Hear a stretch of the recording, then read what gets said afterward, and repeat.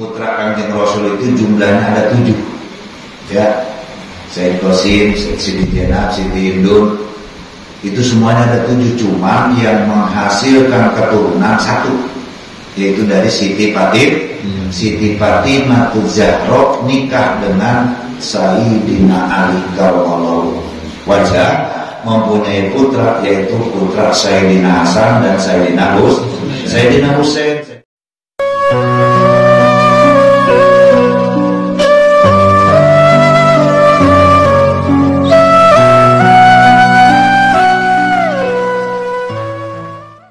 Assalamualaikum warahmatullahi wabarakatuh.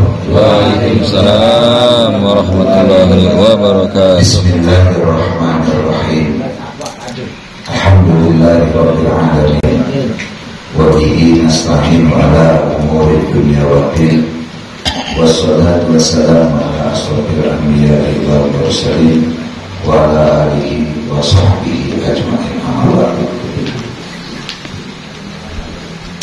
Setelahnya kita bersama-sama memanjatkan puji beserta syukur kehadirat Allah Subhanahu wa Ta'ala melalui pembacaan tahlil.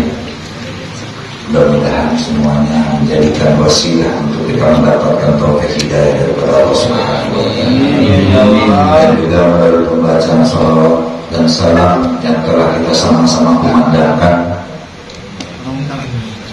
karena ini masih berkaitan dengan mengagungkan dan memuliakan kepada dilahirkannya baginda Rasulullah SAW. Mudah-mudahan kita semuanya selalu senantiasa mendapatkan syafaat. Amin ya. Amin. Para guru, para asatidz, para tokoh masyarakat, khusus guru-guru kita, Kang Haji Badruddin, Pak Ustaz Haji Syafi'i, dan juga Bapak Ketua Lingkungan, Bapak Ketua RW 05, Bapak Ketua RT, alhamdulillah. Para sepuh, para jamaah sekalian, alhamdulillah, di pada malam ini kita masih dapat bersama-sama kumpul dalam rangka tidak ada lain niat yang pertama kita adalah menuntut ilmu-Nya Allah Subhanahu wa Ta'ala.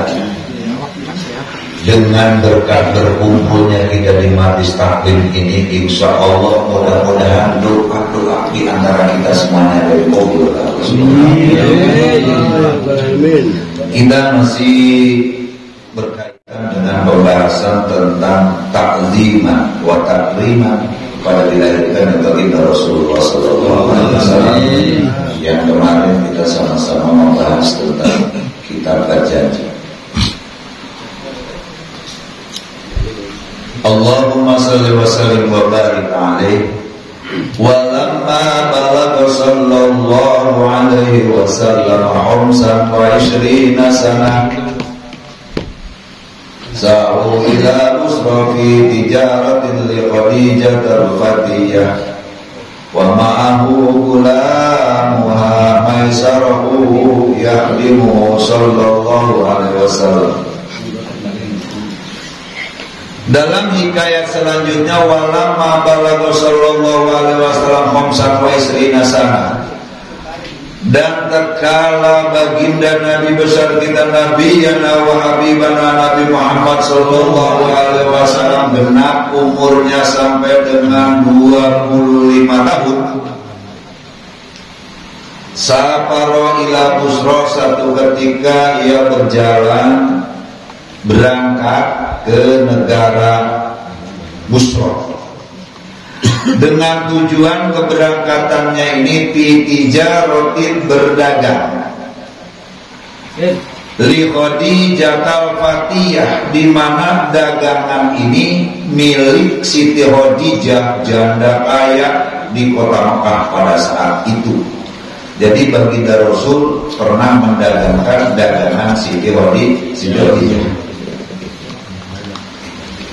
Berangkatlah pada umur 25 tahun baginda Nabi besar kita berangkat ke negara Busra untuk dagang jualan, dengan menjual dagangan Siti Khadijah wa ma'ahu gulamuha maisarah, maka disertai dan ditemani oleh keponakan yaitu Siti Maisarah yahdimuhu sallallahu alaihi wasallam, yang menjadikan pelayan yang menemani kepada baginda Nabi besar kita Nabi Muhammad SAW.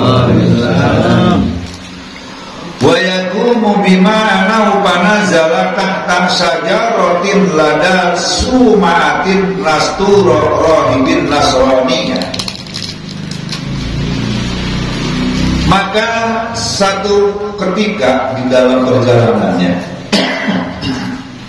tiba-tiba baginda Rasul beserta Siti Maisarah berhenti sejenak di sesuatu tempat di bawah pohon kayu,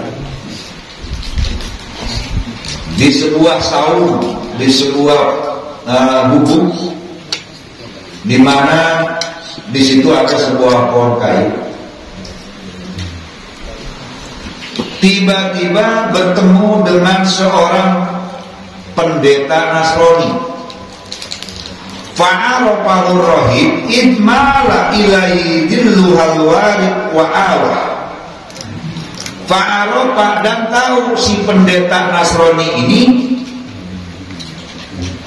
bahwa siapa yang berteduh di bawah pohon kayu ini bukan orang sembarangan. Kenapa? Idmala ilaihi dilluha warikun wa awah. Kenapa? Pohon kayu, mega, awan semuanya memberikan teduh, menaungi kepada baginda Rasulullah SAW. Jadi ini pohon kayu, mega, awan, dikala baginda Rasul berjalan, dia selalu menaungi dia sehingga baginda Rasul ini tidak pernah kepanasan. Bahkan satu ketika ini pohon kayu tiba-tiba idmala ilahi zilluha, tiba-tiba doyong. Pohon kayu ini doyong, neduh mendekatin naungan di atas kepala baginda Rasulullah SAW. Jadi dengan adanya tanda-tanda itu, si pendeta Nasrani ini tahu. Wa qala ma nazala tahta hadhihi syajarah, kata pendeta, mual pati-pati berhenti ini seorang laki-laki yang dimana pohon kayu itu bisa meneduhi, bisa menaungi, illa nabiyyun dzu sifatin naqiyah, kecuali ini adalah nabi yang bersifat bersih, wa rasulun, dan utusan Allah, qad khassallahu ta'ala bil fadail, di mana Allah telah menentukan keutamaan akan kebersihan baginda Rasulullah SAW. Pohon kayu aja memuliakan, bahkan di dalam kitab Syarahul Anam dikatakan wa atakal uduyaki wa tadalal bain yadaika wastajarat ya habibi. Satu ketika wahaka kalau uduyaki, satu ketika datang pohon kayu kepada baginda Rasulullah SAW. Datangnya itu bukan nompai, tapi berbusur ke hadapan baginda Rasulullah SAW, dan pohon kayu berbicara langsung, mengucapkan salam dan mengucapkan dua kalimat syahadat yang jelas. Ini menandakan kemuliaan baginda Rasulullah SAW.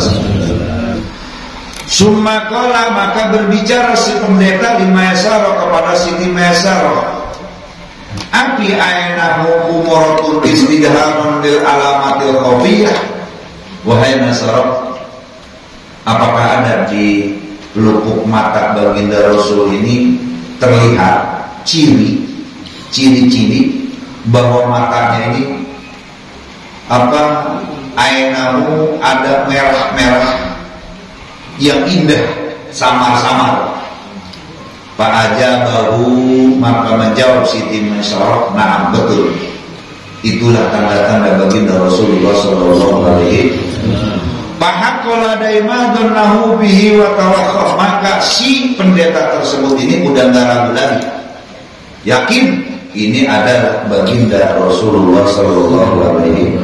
Waqala, maka berkata Siti pendeta di Maisarah kepada Maisarah, la tufari, ya Maisarah, jangan engkau berpisah dengan baginda Rasulullah SAW. Wah pun ma'ahu, terus temenin, Kenapa? Bisidkin azmin, karena ini adalah udah jelas, ini adalah benar-benar seorang pimpinan di mana ini yang disebut wahusnin tawiyatin, yang bagus, ini adalah utusan yang dimuliakan oleh Allah Subhanahu wa ta'ala. Fa innahu mimman akramahu ta'ala bin nubuwah, karena sesungguhnya Allah Subhanahu wa ta'ala telah memuliakan kepada yang namanya Nabi kita Nabi Muhammad sallallahu alaihi wasallam. Setelahnya di dalam perjalanan banyak cerita, bertemu dengan seorang pendeta. Singkat cerita, summa ada sallallahu alaihi wasallam di Makkah. Terus balik Nabi kita ke kota Makkah. Setelahnya sampai berjalan di kota Makkah, berdagang jualan dagangan Siti Khadijah. Para'atu Khadijatan mukilan wahiyya bainan niswatin fi iliyah. Datang ke rumah Siti Khadijah. Siti Khadijah sedang berkumpul dengan para wanita. Wa malakani ala rasi syarif bin wahdi syamsi qadarallah.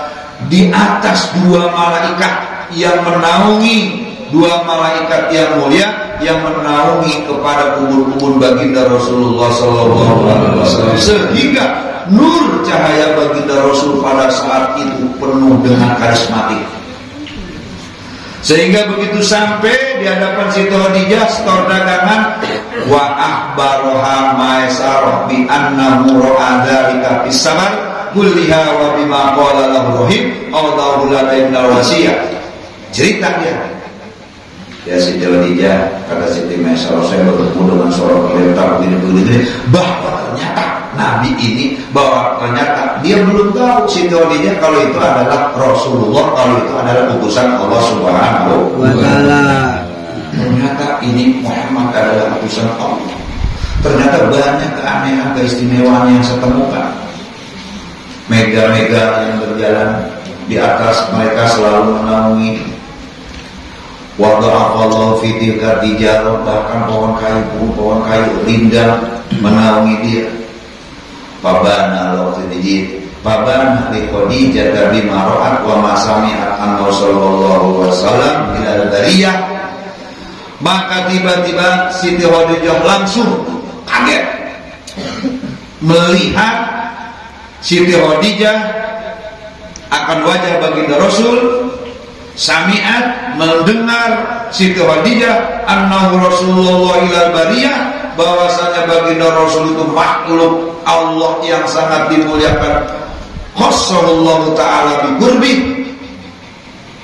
Pokoknya ini Siti Khadijah tercengang. Padahal ini anak buah, karyawan. Maka tiba-tiba udah gak banyak basa-basi lagi. Ini seorang janda, Siti Khadijah janda. Bahkan dua malaikat pun telah diutus oleh Allah Subhanahu wa ta'ala untuk mentibakan nur cahaya kepada Siti Khadijah, yang dimana Siti Khadijah pada saat itu umurnya sedang 40 tahun. Sedangkan baginda Nabi kita umur 25 tahun, sedang aja putrinya dah, kalau kayak bujang sedang keren ganteng. Janda 40 tahun, kaya, demen sama baginda Rasulullah sallallahu alaihi wasallam. Ditambah cerita yang istimewa dari Siti Maisarah. Ditambah lagi Allah menurunkan cahaya melalui dua malaikat kepada wajhun Rasulullah sallallahu alaihi wasallam. Tidak banyak basa-basi lagi, langsung ini Siti Khadijah fa akhbar sallallahu alaihi wasallam fakhid batuhu li nafsiha. Dah sampaikan kepada baginda Rasulullah, aku akan melamar kepadanya. Langsung melamar. Baginda Rasulullah dilamar oleh Siti Khadijah. Sehingga dengan adanya lamaran Siti Khadijah, lalu menyampaikan baginda Rasulullah sallallahu alaihi wasallam amamahu kepada pamannya. Abu Thalib menyampaikan bahwasanya Siti Khadijah telah melamar. Sehingga dengan adanya berita bahwa Nabi kita dilamar oleh Siti Khadijah, waragibu fiha bifadlin wa dinin wa jamalin wa malin wa asabin wa nasabin kullum minal qaumi yahwa. Kata pamannya bahwasanya waragibu, aku sangat senang sekali mendengar seorang wanita Siti Khadijah melamar, di mana Siti Khadijah itu adalah wanita yang terlihat unggul mewah dalam keagamaannya, wajamalin dan kecantikannya, wamalin dan hartanya, wahasabin dan keturunannya, kullum min kaminal qaumiyah. Dan jelas ini Siti Khadijah keturunan yang sangat mulia. Maka wa khotaba Abu Thalib wa asna alaih, maka tiba-tiba Abu Thalib pun menerima lamaran dan melamar balik kepada Siti Khadijah.